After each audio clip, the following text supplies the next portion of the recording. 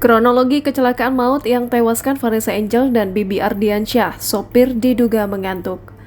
Kabid Humas Polda Jawa Timur, Kombes Gatot Reply Handoko membenarkan artis sinetron Vanessa Angel dan suaminya Bibi Ardiansyah tewas setelah mengalami kecelakaan di Tol Nganjuk, Jawa Timur.